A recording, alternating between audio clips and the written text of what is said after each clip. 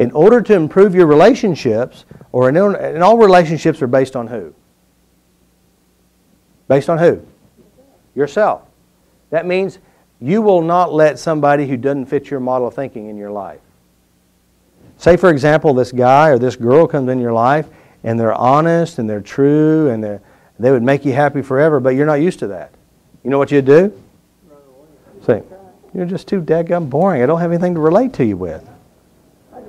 And then you have another guy comes in and he's just like your mother or your father or your brother or your uncle, whoever it is. Then all of a sudden, it just feels comfortable. I mean, it's just sparks are flying. And of course, they always say they weren't like that when I first met them. You probably trained them, right? All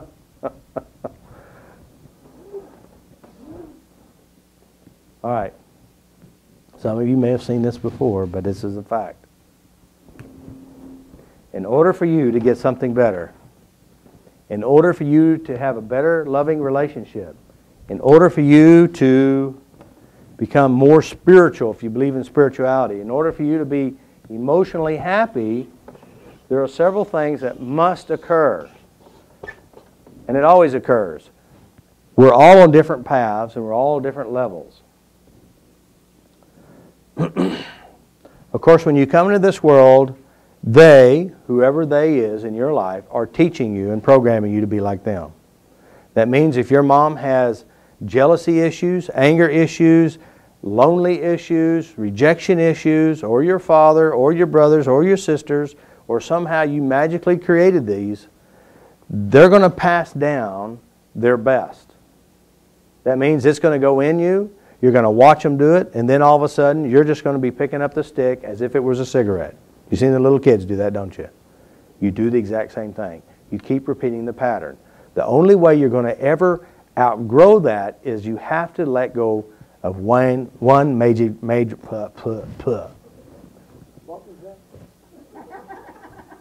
The only way you're ever going to outgrow that is you do one major thing.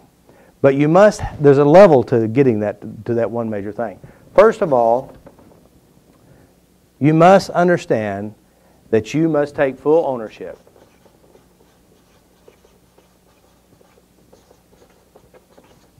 of self.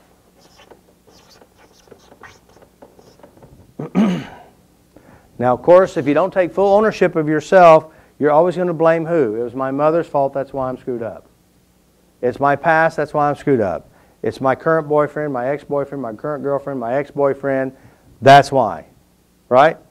So when you start taking full ownership of self, you have to also begin to understand that within yourself, there's what they call the power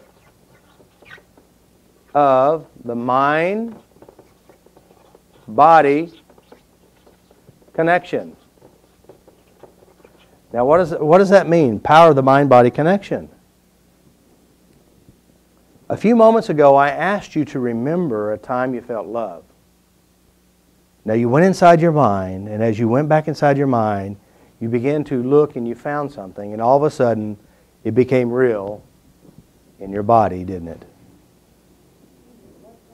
And your blood pressure, and your heart, your kidneys, your liver, your spleen, all your organs began to manifest after the mind. And so what we want to understand is the power of the mind-body connection. Now let's think about it. If you're angry and upset, that is because of the power of the mind-body connection. Why are you angry and upset? Because one, we realize I'm the one doing it to me. Full ownership, right? Isn't that the key? Now again, even though you know this part, even though you say, I know it's my fault, I know it's all me, and yeah, I know it's my body and my mind, and that's not going to solve your problems. You realize if you know this, it doesn't solve your problems. Isn't that right? Okay, so here you're taking ownership. I understand it's me. All right, I realize it's because of my mind, my body. I don't know why I still have the problems. I'm still doing it. The second part is you must make peace with everything in you. With everything in you. You must make peace with everything within you. Now, what does that mean, make peace? You know, we talked about earlier, we're talking about when you go to a memory, and within this memory, you're creating it, you're manifesting it, and you're remembering something. And say you're playing a movie. You're watching this movie inside your mind. You're watching Dad or Mom or you and somebody, and as you play this memory, you feel it. All right? So each and every character, each and every memory within your mind is you. Now, if you're playing this memory and it's not a good one, I suggest making peace with it. Making peace with it means, I forgive you, Dad, I forgive myself, but you still play the memory, you didn't make peace with it. That means, what I believe is when you make peace with it, you actually do what the Bible says, what Jesus said. Not necessarily the Bible, but Jesus. And what he is saying is making peace with the enemy, and the enemy is within us. So when you turn it over to God, you turn it over completely where it's not within you. Does that make sense? So that would be the release? That would be completely releasing all and every emotion attached to it. That means it will never play within you ever again. Truly turn over to God. You don't know how many Christians I run to and said, oh, I gave it to God, and I found out they were lying. I mean, they just were bawling and angry and pissed and bothered because they held it. When you turn it over to God, it's God's. This means it's not yours anymore. And turning it over to God means this, doing what God would do. What would God do? So when you make peace with it, that means 3 or 4, make peace. Forgive. Forgive. Now, forgiveness is not saying, I'm sorry. Forgiveness is not saying, you know, whatever. Forgiveness is truly, let it go. It happened, big deal, it's over now. And 5, become non-attached.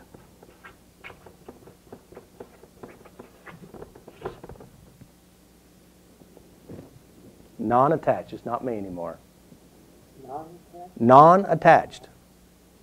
It's not me, it's just something that happened. I know it's made up. You know, I've told the story, some of you may or may not have heard it, the story about my father beating me with a hammer. You know, it was a real story, but now it's not. It's a fairy tale. It's not real at all. It's just all made up. At one time, it was real. Even years after, it was real. Until I did this process right here. I made peace with it. Completely changed it. So the real deal with all this stuff, you're truly doing what? You're truly letting go of what? Well, definitely memories. But what are you truly doing? Well, triggers, definitely triggers. You're truly letting go. 6, truly letting go. I can't even spell. I can't even write this way. Go of Pain. Pain. This is what you're looking for. Releasing the pain. Releasing. Now, pain is also hurt, sadness, fears, rejections, abandonments, betrayals, and anything else that is not healthy, that's not pleasurable. Does that make sense? All right. So this is the process in which you want to get to the top of this pyramid. All right. These are the different levels of love. You hear what I'm saying? These are the different levels of love. How do you get to this top part? 1, you release the pain. Now, how do you release the pain? You follow the process. Now, the process is truly making peace with everything within you. Making peace with every character that you interact with. Making peace and releasing the pain, forgiving, being non-attached, and truly letting it go. That means the character, which will probably be your father or your mother. Usually, you know, that's where it all began, you know. I think I worked with a couple of young children. Like one of them was 6, the other was 9. And one of them had big time, let's see, what do you call that? Crud. Linda, what was that called that boy? Switched it backwards. Yeah, really severe, like 96% dyslexic. You know, teachers, you know, he'd write his name in the snow completely backwards. I mean, they said chronic dyslexic, you know. And of course, they call me and I'm working on them on the phone. And then we started cleaning all this stuff, and I worked with him again, and I worked with his little sister. And it's a funny thing, you know, because, you know, I know, you know, most of our problems were kids. Where they come from? Our parents. No shit. Because, Or whoever raised you. well, it could be, yeah, whoever raised you. But usually most of us are raised by parents. So here it is. How are you going to move up? You're releasing, letting go of pain. Releasing, letting go of pain, you're addressing emotions, you're addressing the memories, you're addressing the experiences, you're addressing the relationship with your mother, your brother, your boss, your coworker, whoever it is that pushes your buttons. Isn't that right? As you do this, what happens, you'll naturally start to evolve. And the more you evolve, the healthier your life is, the better your life is, because you are in control emotionally. You hear what I'm saying? It's all about the emotions. All of it.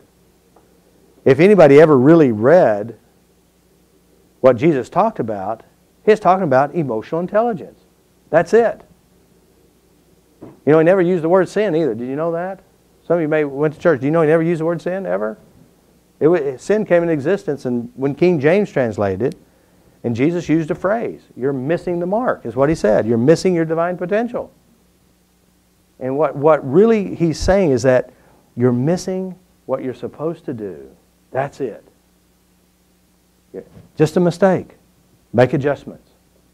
When you start making the adjustments, letting go, you start to evolve. If you think about, you know, any issue that you will have breaks down to how do you know you have it?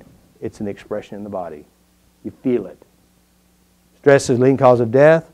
Stress is the leading cause of relationship problems. Stress is the leading cause of illness. 75 to 90% of all doctors' visits are stress-related complaints. Stress is what he was talking about. He called it expressions of the body, lust of the flesh. He called it, it was translated, probably be translated as sin. You're making a mistake. That's it. So if you start releasing, if you believe in this stuff, if you start releasing, even if you don't believe in, even if Jesus never existed, you know, it doesn't matter. This here makes good sense. And you know the interesting thing is, you start letting go of your stresses, your pains, and all your worries, guess what happens to your life? It's hard to feel bad. Unless you work hard at it. And you have to work really hard, because if you start tapping on this stuff, you're going to have to dig deep, find it. You're going to have to start going to family reunions to find problems. I mean, seriously. Does that make sense? I'll tell you this. I'll use this. This is what happens. This is the structure of problems. Let's say, for example, this big event, this emotional thing happened to you, okay? And we're going to do the emotional level of this. From 0 to 10, 10 is really big. All right? So whatever your father did, 5 years old, okay? Now, when you're 10 years old or 15 years old, 20 years old, when you go think about it, it's like, boom, you don't even go there. It's a 10. But then you start going to therapy, or you start writing stuff and burning it, and you try, and let's say it dropped from a 10 to a 9 or 8.5. Now, the structure with problems is problems has its layers. And it'll take a lifetime if you don't understand the structure of problems. That means it could lessen over 30 years. But I prefer 30 minutes. I mean, it'll save you lots of time, lots of money, lots of effort. But you have to have something that is thorough and addressing the entire system all at one time. That's what this does. It's a clean, concise, clear way to make deep, profound inner shifts. The key is truly releasing the pain, and you'll find the pain inside the memory. Changing the meaning and internal representation of that memory will completely change your life. Period. That's the key. Now, of course, when I first started this work and I started getting people getting mad at me because I wanted to screw up with their bad memories, then I found out that's where the problem is. People didn't want to let go of their pain because they thought they would lose their identity. I said, funny thing, you pick bad things to create an identity with. What about all the good things? Why don't you focus on those? Does that make sense? So what it is that we're knocking layers. Now, I've had people who've been in therapy for years. Matter of fact, they're therapists. What? Sorry, my pronunciation isn't very well. And they said, I've already dealt with that. I said, okay, let's just make sure. Guess what? They cried the biggest over the ones they thought they dealt with. They did deal with it. They kept it right here. And we want to do it when we go back, and you can never, ever make it bother you again, even when you try. That's the key. Now, if you keep them all there and you use this as a program to create an identity, you're going to have that identity. That's not a good identity. So we want to go back, clear it out, clean it up, make peace with your inner self. And the only way you're going to do it is you go to the memory, period. If you don't want to go to that memory, well, enjoy. Because the saying that I use, memories buried alive never die. They will show back up in another pair of shoes, usually in a bigger, more uglier way. Now, that also happens the exact same way in the positive, too, by the way, guys. Good memories buried alive never die. They keep showing up. But I will tell you this, if you got a dog fight between two dogs and the mean dog you've been feeding and playing with a lot more than the good one, guess which one's going to win? The mean dog. Guys, you're going to have to start playing with the good dog a little bit more. And what I mean by playing with a good dog, you need to get your happy journal out. You need to start practicing feeling good. You need to start focusing on good things. You're making a point to go feel good for no apparent reason other than you choose to do so. Now, if you start doing that, your life is going to naturally change. Which one? Happy for no good reason.